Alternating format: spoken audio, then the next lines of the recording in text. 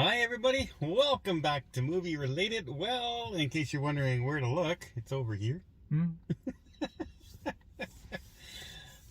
We just saw Candyman, the spiritual continuation of the original 1992 Candyman. Yeah, it's not a remake, it's a sequel. Yeah. Kind of. Yeah, it's not a reboot. It's a sequel. They say it's the spiritual. And I think they say it's a spiritual because they kind of go in a lot more of a different direction in this one than they did in the original one. But we'll talk about it. Let's roll the tape. Ah! Okay, coffee everywhere. That was my next coffee. Damn it. So this is it Nia DaCosta, the director? And she also co-wrote it with Jordan Peele. Mm-hmm. And Jordan Peele was the producer on this film. Jordan Peele, of course, best known for Us and Get Out. Among other ones that are much like Kino, much less well-known stories. DaCosta really isn't known for much right now. One, The Little Things, not the Little Things, Little Wood something. She wrote a very small movie, and she did this movie, and she's the one writing the new Marvels for the Marvel series. So, but yeah, what did you think of Candyman? Okay, so you made us watch the original. Yes. Okay, and I'm happy you did, because watching this one without watching the original, you lose a lot, because this one harkens back to the whole story beforehand. And I enjoyed the original. Yeah. But I have a problem with this whole setup. Okay. Okay, it's called Candyman, and you say Candyman in the mirror 5 times, and this guy who was the son of a shoemaker who grew up in polite society because his dad was rich, fell in love with a wealthy man's white daughter, and they murdered him. Okay. Yeah. Great. So now he's like out for revenge spiritually. Why do they say Candyman? What does that have to do with anything? They're saying now Candyman is not necessarily him anymore. No, but they were saying Candyman in the original. In the original. Okay, well, in this one, there is an actual guy with candy. Yes. Okay, great. But that's in the 70s. Okay? Not back in the 18-somethings. Why are they saying Candyman back then? Next. In the original, there's this whole thing where, oh, look at these project buildings in something green project. In Chicago, yeah. Yeah. They made it so that, look, you open the cabinet, the mirror, and you push it, and it goes right into the next apartment. So it's really easy to get in, and that's how they come in and get you. What does that have to do with anything? He's a spirit. He doesn't come in, break into your house. No. And he can only be seen in the mirrors. Okay, so the whole setup of Candyman is full of crap, okay? Now, that's not to say that the original wasn't a good movie. I enjoyed the movie. The acting was good. The story was kind of good. It wasn't really scary, but it was good. Okay. Okay? Now... 1992, too. Quite a while back. Yeah.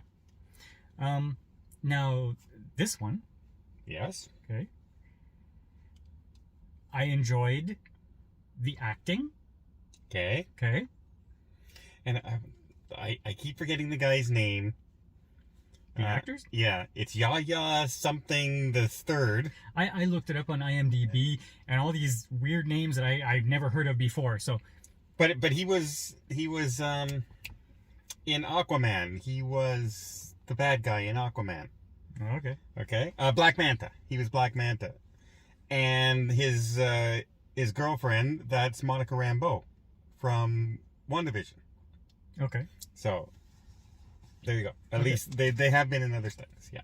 There was good acting. Yes. Okay. I was actually enjoying the story going up until middle of the second act. Okay? And then it completely falls apart. Completely falls apart. I don't know what's going on. Nothing makes sense. Something happens at the end where there's this guy that you think is a resource, an information resource, because he was a kid back in the old times. Well, his character plot just goes off the rails. Yeah, complete 180. And really, really, really, really horrible ending to this movie.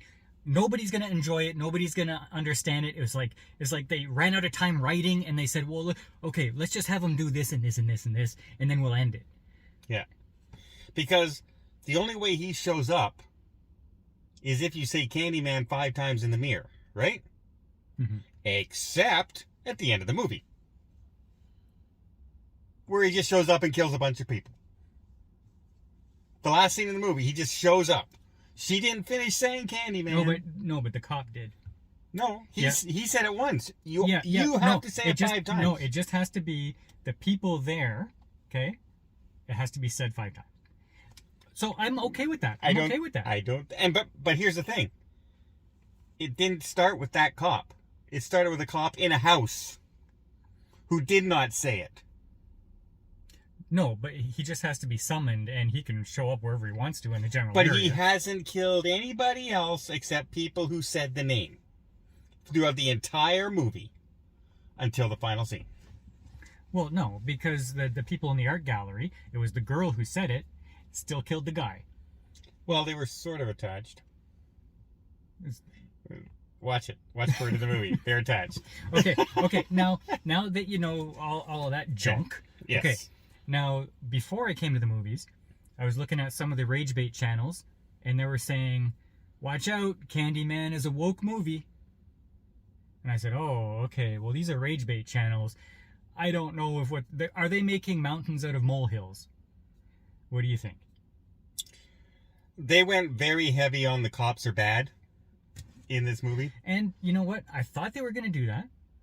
And I can understand that because in the original, it was about the projects and a black community, and it was the white cops keeping them, they don't help them, but they're there to get them if something goes wrong, kind of thing. So there was that race relationship back in the original carried through to this one. I was okay with that. What about the other wokeness? So I was okay, all that. It literally, again, they made the every white person in there was a snob and a stuck-up person and making evil comments all through the movie. The only part that was not different was that the twist at the end where the guy takes a 180 turn. He's not a white guy. I was surprised by that. No, but it was the white cops, and Yeah. you know that in modern day, it's not just all white cops everywhere. No, especially right? in Chicago. Chicago's 70%. Okay, now let's just get in. Visually, it was well shot. Mm-hmm. I didn't find this I wasn't scared in this movie. No. It wasn't in the first one, at least there was a little bit of jump in the original. A little bit more tension. Yeah. I was more nervous. I was not nervous in this movie at all. And I kept on going, dude, get your hand fixed. Through this whole movie. The very first little sign, it starts infecting. Okay, go to the doctor. Get a penicillin shot. Do something. And then his whole freaking body's... come on. Why would you not... I know it's a psychological thing. I know he's going crazy. But, I mean, before he goes crazy, that was happening. Mm-hmm. So, no, I didn't like that part. But for a horror movie, this is more of a social commentary movie, thriller, more than a horror movie. Yeah. This wasn't a horror movie. No, at no point, even when the horror was happening, I wasn't scared at any point. There There was no, oh my God, what's happening? Quiet, look out, look out. Oh, there was none of that. At no point was I ever afraid in this movie. Yeah, like I can't say you should see this. I would say it's fine to see the original. Even with the problems I said at the beginning, I was okay watching the original. I'm glad I've seen it now. But this one was kind of like a fail. Yeah, like acting was fine. Shooting was fine. Script was horrible. Script was, okay, well, let's see where they're going with this. By the way, they're going nowhere. Yeah. See, now, Jordan Peele, if you look at Get Out, it was a social commentary movie. But it was done in the context of the film. It wasn't slapping in your face with the commentary. This one was slapping in your face with commentary. And that took me away from the movie. You know, it might appeal to some people. I just want to watch a movie. That's right. You don't need to tell me every time you make a movie, it's a social agenda. You want to know why Star Wars made $1 billion and why Avengers made $1 billion? Well, it's because they were fun movies. That's what people want to see. The old Star Wars. Yeah. Yeah. The other ones made $1 billion too, but they weren't very good. Oh well.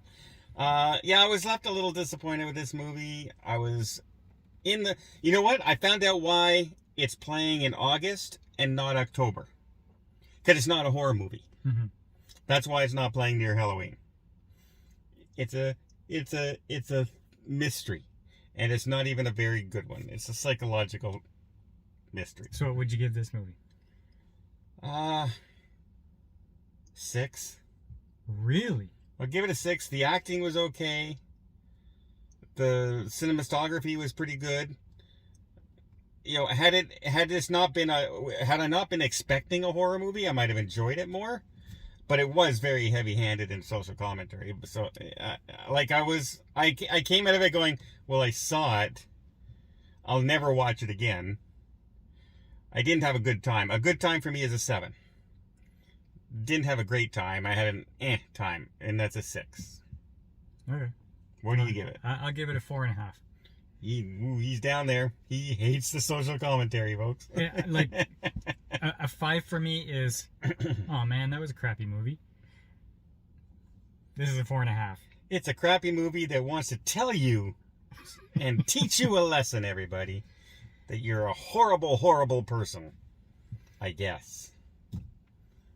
Oh, that was fun. Leave your horrible comments in the comments down below. Until next time, tomorrow, we'll see you on the channel.